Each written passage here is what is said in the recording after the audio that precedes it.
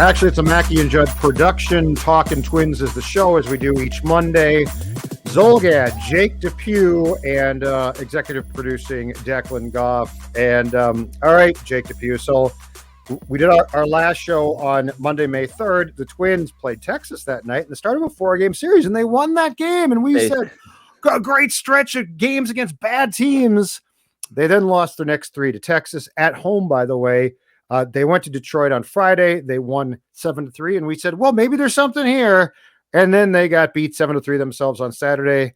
I guess by the grace of God, they got rained out on Sunday. This team is the second worst team in the American League, and I think the third worst team in baseball, held out of last place only by the fact that the Tigers are so awful. The Twins right now with Sunday and Monday off, and then starting a series Tuesday in Chicago against the White Sox, are 12-20, and I say we rip the Band-Aid right off and get to a patented Depew Twins meltdown, because at this point in time, I think there's enough Twins fans who are disgusted, who are disappointed, and want the truth. And right now, there is no sugarcoating this. Like, there's nothing we're going to tell you. Hey, just wait, it's a long season, okay?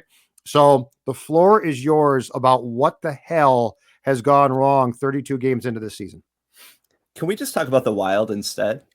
No, because we've got that show and it's me and Dex and we're set there. Sorry. Yeah, unfortunately. Sorry, dude. I know. And we got a Viking show. No, you elected to be on the Twins show because you love baseball. So you have to suffer. But I know that you don't suffer silently, which is why I like you being on this show. Well, I appreciate it. I like being on this show, despite the fact that we have to talk about what's turning out to be a pretty bad team. So, yeah, I mean, there's really nothing positive to talk about. But I do want to talk a little bit about the front office because I think I'm still a fan of Falvey and Levine and the whole front office. I think they've done a good job for sure. But, I used to think they were a top 5 front office in baseball. In 2019, I definitely had that opinion, and I don't really think that anymore. And when you look at their history, they've now had, this is year 5. They took over in November 2016. It's been a mixed bag. They've produced some really good teams for sure. No playoff success, obviously, but they've also made quite a few mistakes. And I think one of the biggest criticisms of this front office is the lack of starting pitching that they've developed. They really haven't developed anybody. There really aren't any good young arms. Barrios had already made his major league debut when they arrived. He's certainly, held steady as a 3.5 to 4 ERA guy, but he hasn't gotten significantly better, I wouldn't say, on their watch. And other than that, it's like, who have they really developed? The big guys were from Fernando Romero and Steven Gonzalez. Those guys are now gone. And other than that, I mean, they've got some nice guys in the minors, Duran, Balazovic, Josh Winder, but nobody's made an impact at the major league level. And I would have expected by year 5, given Falvey's background in particular in Cleveland, developing pitching, I would have expected that we'd have some young arms in the rotation. And that hasn't happened at all. Their rotation is, Maeda, Pineda, Happ, Shoemaker, all guys that they've brought in. And so I think that's a pretty legitimate criticism that it's just not there. There's the pitching pipeline has not come to fruition the way we thought it would. The bullpen too, right? Like that's the thing that I don't get this because it seems to be, and I thought that Derek got the job because the trend was what? Young arms, lively arms, come up fairly quickly and contribute. And with the Twins, one, that has not been the case, and B, a guy like Alcala, who's not a young man now, to me is still being handled consistently with kid gloves. And I don't understand why. Like, where is this mentality of let's give these kids a shot? It's very weird. And it runs counter to what I would expect and what I think I'm seeing in baseball, right? Yes. Yeah, absolutely. You mean in terms of developing starting pitching and giving developing guys it and bringing them up and slotting them in and not being all kid gloves about, oh my God, if he fails, he's ruined. Yes. I'm not saying that you can treat everybody the same, but I am saying it feels like teams are acquiring and or drafting guys and fast tracking them, because if you've got a good arm, you've got a good arm. Right. That's exactly right. And we're not seeing that. You're right that the guys that have come up have been treated with kid gloves, I think, to a certain extent. Alcala certainly in that mix. But there just haven't been many guys that have come up. Duffy and Rogers have gotten better for sure. But they didn't protect Nick Anderson. All they had to do was add him to the 40-man back in 2018. He's become one of the best relievers in baseball. They traded away Ryan Presley when I believe he still had another year of control after, they traded him in July, and he still had another year of control after that. He's been one of the best relievers in the league for Houston. So, they've had guys in their system that they've let go. And I think one of the biggest, honestly, is Huascar Ynoa, who pitched 6 great innings on Sunday Night Baseball for the Braves. I think he's 23 now. And he's looking like a potential top of the rotation guy for Atlanta. They traded him for one start of Jaime Garcia. If you remember back in 2017, they then traded Jaime Garcia for Dietrich Enns and Zach Littell, who they've both DFA'd. So that's a pretty good example right there of a really young arm who had a lot of potential, who they could have developed, that they traded away for basically nothing. And they've made other mistakes. 2017, they traded at the deadline. They traded Brandon Kinsler, who was an all-star closer and had a number of good years after that, for Tyler Watson, who hasn't developed into anything. And they made the playoffs that year, and they didn't have their closer. They in 2018, they signed a bunch of guys that made for a clubhouse that I think a lot of people would say was not very it was not a well-functioning clubhouse. Addison Reed and Logan Morrison and Lance Lynn, that kind of brought down that season. They also released Anibal Sanchez that year in spring training, who went on to have 2 outstanding years that year and the next year. Yep. In 2019, they didn't get a starter when they badly needed one. That team was special. That 2019 team was really special. And they clearly needed a starter, and they didn't get one. All they got was Sergio Romo, who was good, and Sam Dyson, who, did nothing for them. Well, and who basically. They got. And that trade itself, to me, is, and I kept going back to the Dyson trade. To this day, I don't get it. Like, he was hurt. Mm-hmm. Well, I think they were maybe misled on that. I don't know. No, I know, but I mean, they didn't do a thing about it. I asked Derek, I believe at the time after that was done, I said, are you going to go back at them and try and get compensation? I mean, the Giants screwed you basically. And he's like, no, probably not. And it's just like, what the hell happened there? Like, that was a very bizarre, but so the scary thing in going through the list that you're going through, Jacob Pugh, the scary thing about it to me is this. As surprised as we are, I think, and I definitely am by how this Twins team is doing right now, the list that you're going through is really instructive. And I get that it's not huge names, and so it's not this obvious superstars being traded or something, but it's very instructive to like what they haven't done well. And those things start to eventually add up, right? So like that's a really interesting list of guys, and like what looked to be as a one-off move, potentially not consequential, but if you put them all together, become extremely consequential and a big deal. And perhaps I shouldn't be as surprised that this team is scuffling given that. Yeah, and just to finish my point, they didn't really the bullpen signings that they made this year have obviously backfired on them spectacularly. Colomé and Robles has been okay, but they had a clear need in the bullpen, and they didn't really address it, and that's brought them down. So I'm highlighting all the negative. They've obviously done a lot of positive as well, and the record shows that. And the Maeda trade was fantastic. The Nelson Cruz signing was very good. They've done a lot of good, but I think it's fair to point out that they've made a lot of mistakes as well. And these trade deadlines have not treated them well. Akil Baddoo, we'll see if he ends up being a regular in the majors. They certainly could have used him this year. And his numbers are certainly a lot better than Jake Cave. They traded away Lamont Wade. They could have used him this year. And so between all of that and then the mismanagement in the playoffs, which is partly on Rocco, and we've talked a lot about that throughout this podcast, but I just, I still think they're a good front office. I'm certainly not advocating for firing them. I think they've done a good job, but they have made mistakes, and it's coming back to bite them this year. It also doesn't feel like they are doing a great job from the top on down of handling this crisis. Like, it doesn't feel like they're prepared for what happens if things go wrong. It feels like It feels like they try too hard when things aren't going well to go about their business like it's still normal when it's definitely not. Like Rocco still, I'll give you a prime example that they are on the precipice of. They are on the precipice of, because this is not at this point a small sample size, right? Like we're now into 32 games. You've won 12 games. I need to see them be willing to apply the pressure because it's basically going to be off here soon, and start to play Larnick, Kirilov, and if Sano doesn't play, I don't care now.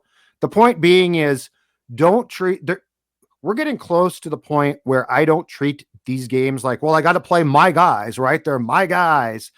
I think that we are on the precipice of this team where they should just say, we're going to play the guys that, one, give us a chance, but two, point to the future and get them experience and play them. And you know what? If you have any chance of busting out of this horrendous slump, right? I think it goes to turnover and playing different guys. You know, this whole thing of Jake Cave playing like he's some type of veteran that you need, Jake, makes no sense to me. This whole thing of Miguel has to play again. No, he doesn't, you know? So when Kirilov comes back, he plays a ton. Larnick continues to play. And I almost don't care if he struggles. Let him struggle here. Let him, if he's good, if he is going to be as good as they expect, let him take his lumps now. But you know, this whole Kyle Garlick starting for us. Why? Like, why? At some point here, flip the page. This whole mantra of, well, we got these veterans or these guys that we like who need to play. No, you've got guys, you're close to having, in my opinion, two sets of guys. One is the guys who, like Kepler and Polanco, you have to find out, right? But two is this young crop. Get them playing time. Get them experience. Because at the rate you're going, your strategy right now on a daily basis is essentially not working.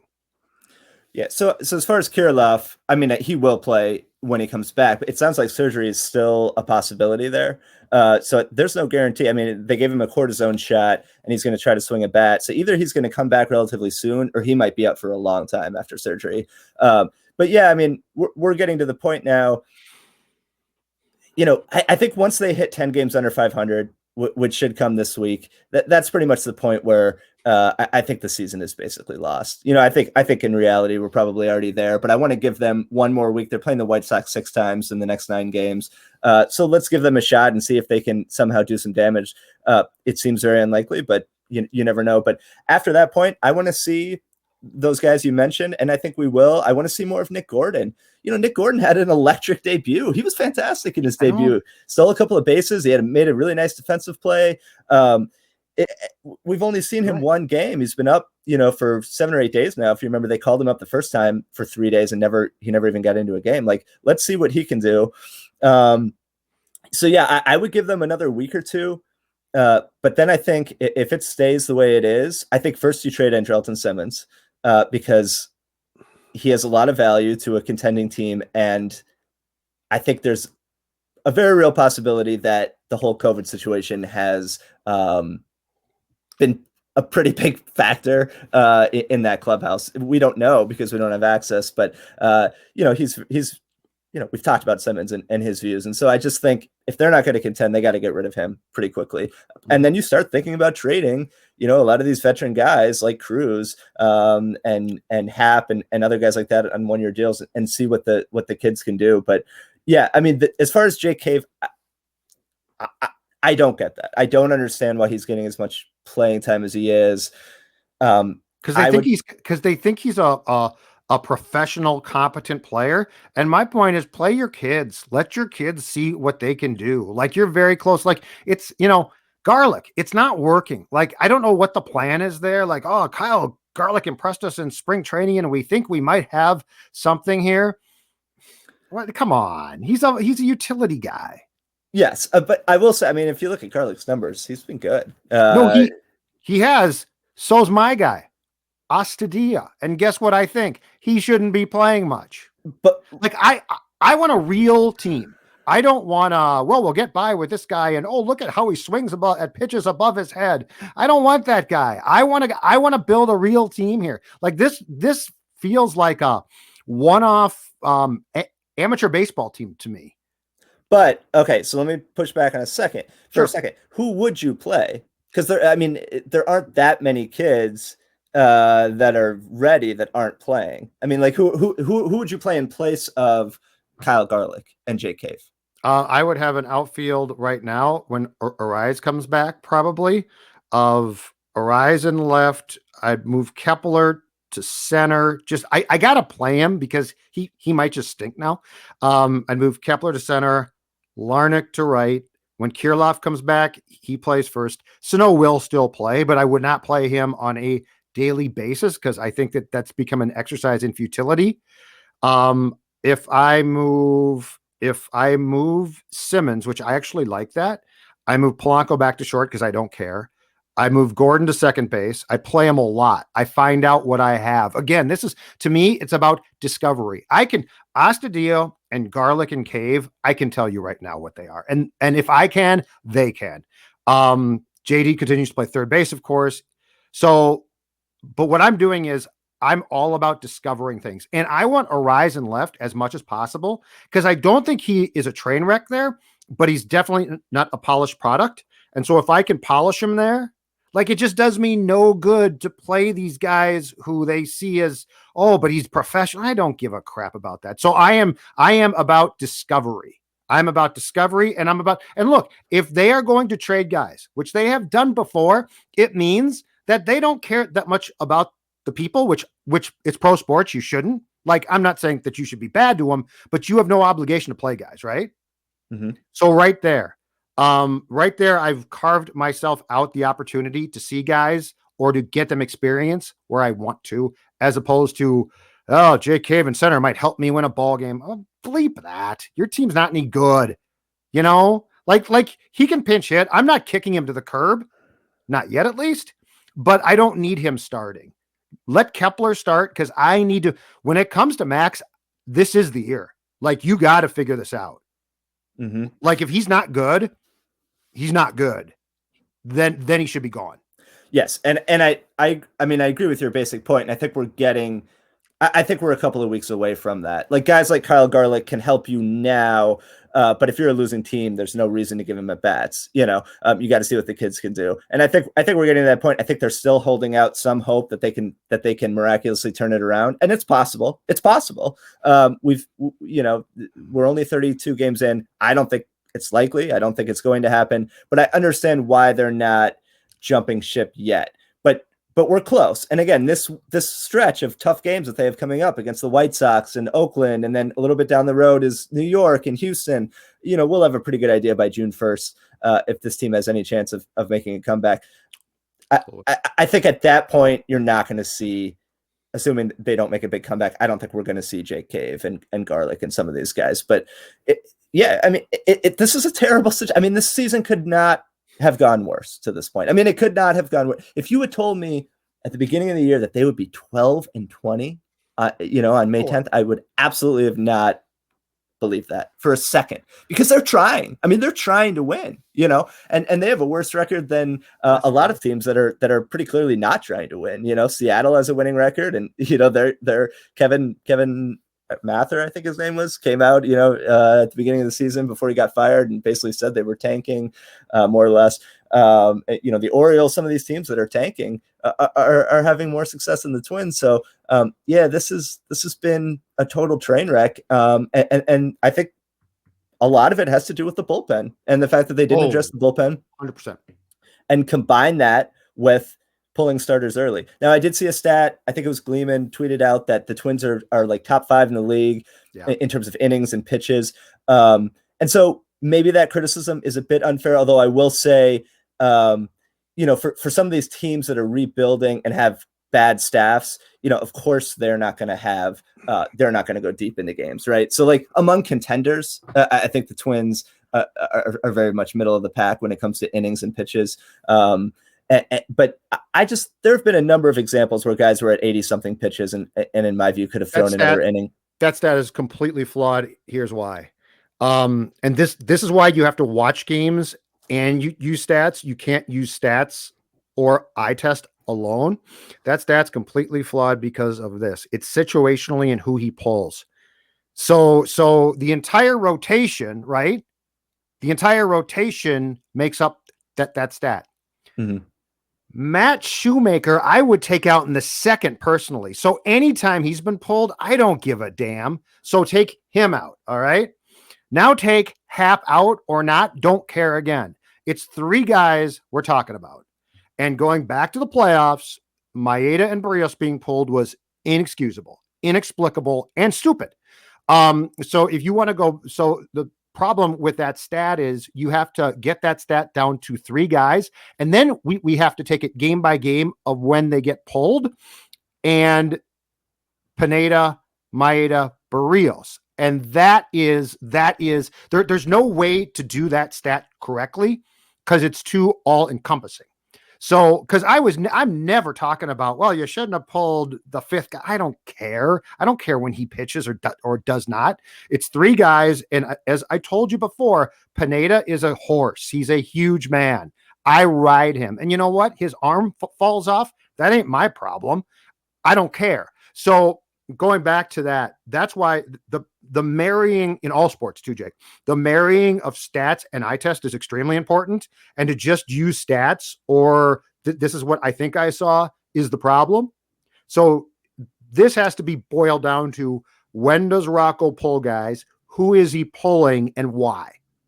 Well, and I also think, and I said this last week, if you're going to pull guys an inning, before they would presumably be pulled at 100 pitches or whatever, you better have a really good pen. And that is something, I thought the stat was interesting. I agree. It's flawed for a number of reasons. But that's something that stat doesn't take into account. Like when you have a really crappy pen, of course. And to be fair to Gleeman, he has pointed out how bad the pen has been. It's been like historically bad in terms of win probability added and stats like that. But, if your pen is that bad and you're trying to win, then that's all the incentive you need to push the starters one more inning, especially veterans who have proven they can do it, like Pineda and Maeda and Hap. Like those guys, they've been in the big leagues for a long time. They know, what they can do and how far they can push themselves. And if they're willing to go another inning, then you put them out there for another inning when your bullpen options, leave a lot to be desired. So I think there's been a lot of mismanagement there. But in terms of, the theme of this podcast, the front office, it's really the front office, their failure to bring in serviceable pen arms that's really come back to bite them. Colomé's been obviously terrible. Robles has not been great. And Stashak, a guy who they really relied on in the postseason and throughout the last couple of years, has also not been good and been sent down twice now. And it led to them DFAing Blankenhorn, who's the number 18 prospect in their system. And I know he had that terrible error, but that's not a reason to DFA someone. No. They had to DFA him just to bring in Derek Law, kind of a journeyman middle reliever because they were so desperate for bullpen arms. So they put themselves in this situation. They really did. All right. Byron Buxton. It's a hip strain now. It's grade 2. He's out for, I believe, to quote Rocco, several weeks. I don't know where to begin now. I'm not surprised. But I mean, when this guy is healthy and can play, we've talked about it. Unbelievable. Phenomenal talent, deserves a ton of credit for turning himself from a disaster at the plate into a really good player. But Jake, I go back and forth here because when he's good, he's so good. But I am now back to how do you sign him long-term to the contract he's going to want when you can never, ever count on going a month without something going wrong. And I don't even want to assess blame here. I have no idea why, but at this point in time, the why doesn't matter. It's the what, and the what is this guy can never consistently play. Yeah, and it just sucks. It sucks. It sucks for everyone. It sucks obviously most for Buxton. It sucks for the organization. It sucks for the fans who love watching him play. I mean, the guy's such an electric player. I tweeted out this sort of like overly emotional, sentimental tweet right after he went on the IL. It's like, he's this passionate, hardworking player and he deserves better. because I really believe that. Like, I really believe that he's a guy you cheer for, and it's as far as sports go, a tragedy when you see somebody who's supremely talented and wants it this badly, and just his body won't let him do it. So as far as the contract extension stuff, it's going to be one of the most interesting dynamics of the offseason in 2 years. What do the Twins or what does the league offer this guy who's just such a great player, good clubhouse guy, but absolutely cannot stay on the field? I don't know. I personally would give him a lot of money in a really short, I think I would give him something like a 1 month period. Hey, I'll pay it for May because I think you might stay healthy for this May. Yeah, I think I would maybe give him I don't know. I'd have to think more about it. But would I commit a lot of years and over $100 million to him? I don't think I could do that. No, you just can't. You just can't. This team. No, and it just sucks. And hopefully he'll be back in a few weeks or a month, but there's just no guarantee that he's going to stay on the field even when he does come back. And I hope he comes back and at least makes an all-star team and does things like that. But what can you say? He was the MVP of the league for the first month of the season, but he injured himself on kind of a nothing play, just a running down the line play. I don't know if it was related to the hamstring in the knee or not, but either way, it's just too bad. And I would certainly offer him some sort of extension, but it would not be. They've tried though, Yeah, it's been very team friendly. But I can't blame them. Yeah, that's the problem. Is what do you offer him that's almost not insulting to the player that he's become because he can't stay healthy? And I don't think it has anything to do with him not pushing through. I don't think it has anything to do with him not being tough. No, I just think that he finds a way, and I don't know why, to get hurt. But my God, it's always, Jake, he's going to come back from this at some point. And my guess is something else goes wrong. Well, based on the injury history, you have to assume that that's a strong possibility. Yeah. What would you give him? Well, if right now, if his agent came to you right now and said, we want to talk extension, what would be a reasonable offer in your mind? And Dax too, if you want to chime in. Yeah, I'd give him. I'd probably offer 3 years at this point with an option, perhaps, because I don't want to go 5 because of term. But it would have to. But the number itself would have to be in my favor, which I would guess they turned down, and they're probably right to do so because my guess is somebody will pay him. But I just can't do it. Not with this team. If you give him anything close to a contract that he wants, we can complain from now until 2028, but it's going to hurt my team. And if he can't play, it's going to preclude me from signing guys. You think the Mauer contract was a problem? Imagine one for Buxton. Sorry. Yeah, I would probably go, and he would say no to this, but I'm playing from the poker side that I'm offering him the contract. I would give him 2 years, and I would give him $38 million. I would give him a crap load of money for the first 2 years, and I know he could get a longer term deal on the open market. But I'm just going to tell him, hey, we'll give you a good amount of money. We'll give you close to $20 million per for these next 2 seasons. And if you don't want that and you want to take a bigger deal somewhere else, then do it. I can't commit to a guy who is this injured. I can commit to him, though, with what he's been able to do lately. But his speed is his biggest attribute. And even though his health has deterred him from staying on the field, there is going to come a point where when Byron Buxton's 30 years old and he's no longer the fastest player, he can still be one of the best defensive center fielders in the game. Gerard Dyson still has a major league career because he's a very good defensive player.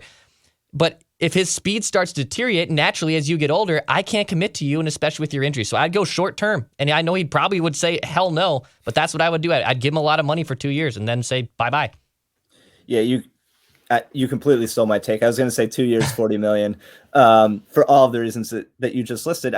He deserves to make a lot of money, per year. But yeah, when his speed goes, he'll still be a very good hitter, obviously, as he's proven this year and really last year too. But when his speed goes, a lot of his value goes. So I think 2 years, $40 million with maybe a huge team option, like a team option for like $30 million for the third year that they can decline if he's not healthy. But that gives him financial security. It gives him, financial security for him and his kids for the rest of their lives. But it doesn't totally bankrupt you if it doesn't work out. I don't think he'd take that, and I don't blame him. I understand why he'd want to test the open market, but if I'm the Twins, I can't go. I can't give him 100 million plus as much as I want to, and as much as I want him to be, the cornerstone of the franchise and play 130 games every year. He just hasn't shown that he can do that, unfortunately. So I think he's probably going to go to free agency, and you're right. Maybe some team like the Mets will overpay him. Yeah. And hope maybe he'll stay healthy and have a great career into his 30s, but. I don't think at this point there's any chance. I think he's going to break down every time. And if you do give him 2 years, you'd be paying him for 100 games max, is my guess. He's going to miss 60. I mean, it's incredible. He finds different ways to get hurt. His body does. And I don't know how, but the problem is this too. What makes him in some ways such a valuable player, the ability to go make catches and to run like the wind, are the exact things that get him hurt. So like, if you did get him to just pull up on all, hey, go slow down, which he's tried to do, slow down, don't run into fences, which we've talked about, quit crashing into fences and dropping your body onto the warning track because you basically jumped as high as Superman, all of that. And he's like, okay, cool. He becomes less valuable on the spot. So I just don't see a good way here. I mean, to stay healthy, he would have to just be tough to start with. And I think he is tough. But this is a guy in spring training, boys, who missed time because he chipped a tooth or something like that. I mean, it's just, he finds ways. It's just bizarre. It's like it follows him around. So, but last thing. Yeah. Let me just say real quick. That's part of the reason I think I like him so much and a lot of fans like him so much is that he's willing to sacrifice. Like he plays so hard. He sacrifices his body. He doesn't make business decisions, and he should. And like you said, they've been trying to get him to do that more. But that's part of what makes me like him personally is how hard he plays. But unfortunately, it's leading to injury. So yeah. Last thing, did you ever think we do a Talking Twins show where I could make this statement and it's 1,000% true and it's really sad? Miguel Sano at this point in his career is a better first baseman with the glove than he is at the plate. To me, that's the most telling thing. Like of all of the things that I could say, I never thought in my wildest dreams that I would ever say that this guy is a better fielder. He is more valuable as a glove man than he is at the plate. 129, 299, 226 is the slash line right now. Since coming back from the hamstring, struck out 9 times and walked twice in 19 plate appearances, 17 official at-bats. He is a better defensive replacement late in games than he is a guy going to the plate. That's sad. It is. It's too bad. And, he had an at-bat in the 5th inning of the second game against Detroit where they had just tied it on the Donaldson home run and then loaded the bases with 1 out. And I think they brought in a new reliever. And he swung at the first pitch. Yes. I thought the same thing. And popped it out to it was a pop out to second. Yep. And it was like, you've got to be kidding me. Like the only strength that you have right now is your ability to draw walks. He's totally lost at the plate in terms of making hard contact. And to swing at the first pitch there and just weakly pop out. I mean, that really killed the momentum. They didn't add on and they ended up losing that game. That was such a bad at bat. And Rocco basically said he didn't call it Sano by name, but he said after the game, our bats were really good until we got to men in scoring position, and then we just it was a terrible get it done. It was a terrible at bat. That's him now. Unfortunately, it is. And you're right with the glove. He actually is pretty good with the glove. But I mean, we talk about him every podcast, and it's just I don't know what's going on with him. I don't know where the plate discipline went. I don't know if it's a work ethic issue, if it's just I have no idea. But he's unplayably bad at the plate. I mean, he just is. Like he's a power hitting first baseman who's hitting for no power. He's turned into Chris Davis, So yeah, exactly. All right, sir. Appreciate it. Hopefully next week there's something good to talk about. Yeah. If nothing else, let's talk about who to trade ASAP. Okay. We'll put together a list. I have a feeling we're going to be having a lot of those types of conversations over the next couple of months. All right. He's Jake. I'm Judd. That's Dex. We'll talk to you on Talking Twins next week.